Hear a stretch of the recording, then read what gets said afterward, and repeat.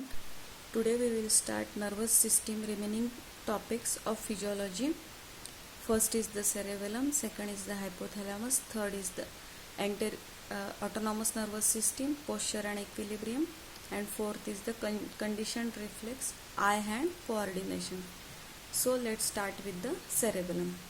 Cerebellum is a major structure of hindbrain coordinating voluntary movements, balance, posture, and is located in the back portion of the skull below the temporal and occipital lobe and behind the brainstem.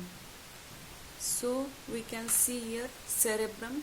This is a cerebrum and this is a cerebellum. It is a major structure of hindbrain coordinating involuntary movements, balance and posture. Location: back portion of the skull below the temporal and occipital lobes and behind the brainstem. It is divided into two parts: cerebral cortex contain folded tissue and cerebellar nuclei contain nerve cell. And function: balance, posture, motor learning, mental function, vision and movement. So we will see in detail about the cerebellum. Cerebellum is called a little brain, major structure of the hindbrain that is located near the brainstem. This part of the brain is responsible for coordinating voluntary movements. It is also responsible for a number of functions including motor skills such as balance, coordinating and posture. Location: the cerebellum is the largest structure of the hindbrain and can be found in back portion of the skull below the temporal and occipital lobes and behind the brainstem. Cerebellum is divided into two parts: cerebral cortex and the cerebellar nuclei. Cerebral cortex and the cerebellar nuclei. Cerebellar cortex, a layer containing folded tissue containing most of the cerebellum's neurons, and cerebellar nuclei contain the innermost part of the cerebellum containing nerve cells that communicating information from the cerebellum. Then functions: the cerebellum is like a mini brain. It is called a little brain or mini brain. There are several key functions of the cerebellum including balance and posture, motor learning, mental function, vision, and it is all about the cerebellum. And then let's see about hypothalamus. Hypothalamus is a small region of the brain. It's located at the base of the brain near the pituitary gland, and function is releasing hormone, regulating body temperature, daily physiological cycles, controlling appetite, maintaining emotional responses. Then hypothalamus has three main regions, each one contain different nuclei. Hypothalamus means group of nuclei, very small region located at the base of the brain near the pituitary gland, and has three main regions: anterior region, middle region and the posterior region. Every one have a different functions. Anterior region largely involved in secretion of hormone, middle region controlling appetite, and posterior region regulating body temperature and blocking sweat production. Then let's see in detail about the hypothalamus. The hypothalamus is a small region of the brain. It's located at the base of the brain near the pituitary gland. While it's very small, the hypothalamus plays a crucial role in many important functions including releasing hormone, regulating body temperature, maintaining daily physiological cycle, controlling appetite, regulating emotional responses. Then anatomy and function. The hypothalamus has three main regions. Each one contains different nuclei.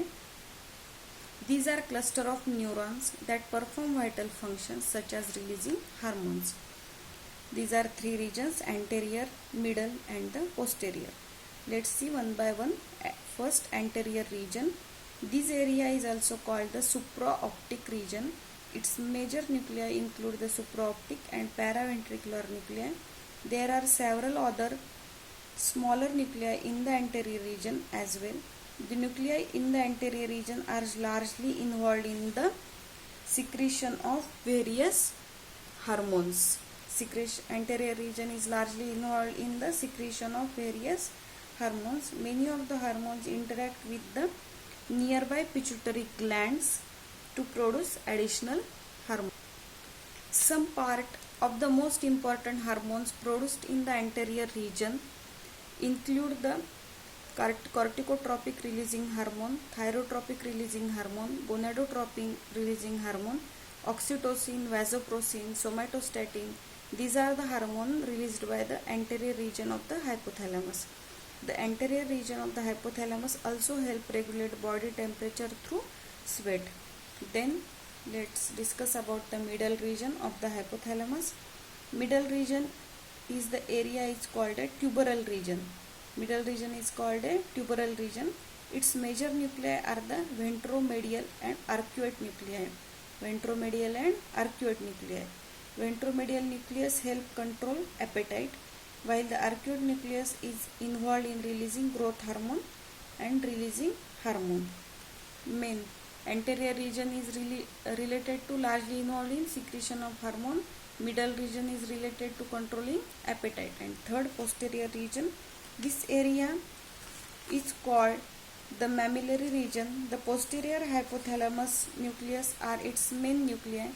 The posterior hypothalamus nucleus helps regulate body temperature and causing shivering and blocking sweat production. Let's start with the ANS. Third topic, autonomous nervous system.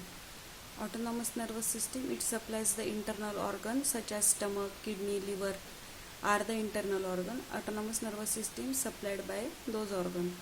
It has two main divisions, sympathetic and parasympathetic, and these two divisions work together to perform function. Then motor control of movement. It is a broad term that describes the general ability of a person to initiate and direct muscle function and voluntary movements. Which voluntary movement we can do with the help of the motor control of movement. Then it has two subsets, gross motor control and the fine motor control. Gross motor control, example like a waving of arm in air, and fine motor control means a precise movement, example handwriting.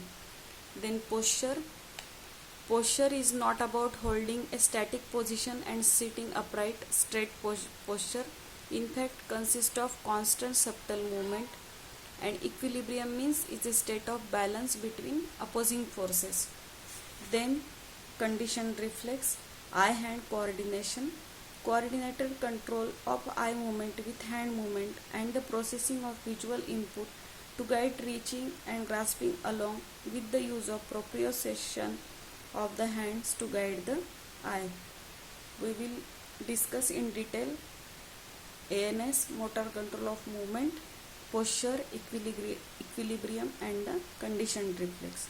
First we will see autonomous nervous system. Autonomous nervous system, which supplies the internal organ part. It is a part of the nervous system that supplies the internal organs including blood vessels, stomach, intestine, liver, kidney. ANS has two main divisions. ANS means autonomic nervous system, sympathetic and the parasympathetic. And function of ANS is to control body processes such as blood pressure, heart and breathing rates, body temperature, digestion. Two division of ANS has opposite effects on same organ. Example, sympathetic division increases blood pressure and parasympathetic decreases it. These both are work together but opposite functions. Sympathetic increases, parasympathetic decreases.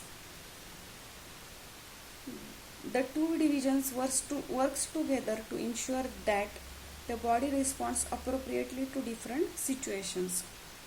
This is all about the autonomous nervous system. Then let's turn towards the motor control of movements. Motor control of movements is a broad term that describes the general ability of a person to initiate and direct muscle function and voluntary movements. Then motor control is a concept that is distinct from the many involuntary muscle actions of the body, such as shivering when cold and flinching when an object is directed at a person without warning. Motor skills are term generally used when a child is in school to develop motor skills. These all about this motor control or motor control of movements. It is related to expressions. Motor skills refer to the ability to perform specific physical movement. Motor control is also the acquisition and development of a series distinct motor skills. Motor control is divided into two subsets, gross motor control and the fine motor control. Then gross motor control is the ability of a human to move a large muscle group or segment of the anatomy. The waving of an arm is an example of this type of movement. Fine motor control is the ability to manipulate precise movements such as handwriting. Or all motor control is an integrated product of three aspects of the human anatomy: muscle, bones and central nervous system. All three work together to perform motor movement. The voluntary motor system, also known as the somatic nervous system, voluntary movement is also known as the somatic nervous system, is the structure that permits and creates motor control. The system takes its name from the part of the brain known as the motor cortex, from which the signals to initiate movement originate. Motor control is term originated from the motor cortex, which is present in the which is a part of the brain, and from which the signal to initiate movement originate. Signal for movement is originated from the motor cortex. The impulse from the motor cortex travel along the pathway through the brainstem into the spinal cord. The nerve cells of the spinal cord connect to a vast and intricate network to control the skeletal muscle movement. Then let's see about the posture. Posture is not about holding a static position and sitting upright straight. Posture in fact consists a constant subtle movement. Movement and variation helps maintain comfort, balance and preparation for whatever movement comes next. The cerebellum functions as a reflex center in coordinating complex skeletal muscle movement, maintaining proper body posture and keeping the body balanced. Then equilibrium. Equilibrium is a state of balance between opposing forces or actions. The normal balanced state of the body that is maintained by the inner ear and that keeps a person or animal from falling. There are three types of equilibrium: stable, unstable and the neural. Main equilibrium and posture maintained and balance maintained by the inner ear. So equilibrium is a state of balance between opposing forces. Then conditioned reflex and eye-hand coordination. Eye-hand coordination is the coordinated control of eye movement with hand movement and the processing of visual input to guide reaching and grasping, along with the use of proprioception of the hands to guide the eyes. Eye-hand coordination has been studied in activities as diverse as the movement of solid objects such as wooden blocks, archery, sporting, performance, music, reading, computer gaming, copy typing and even tea making. It is a part of mechanism of performing everyday task. In its absence, most people would be unable to carry out even the simplest of actions such as picking up a block from a table or playing a video game, while it is recognized by the term hand-eye coordination. Without exception, medical sources and most psychological sources refer to eye-hand coordination.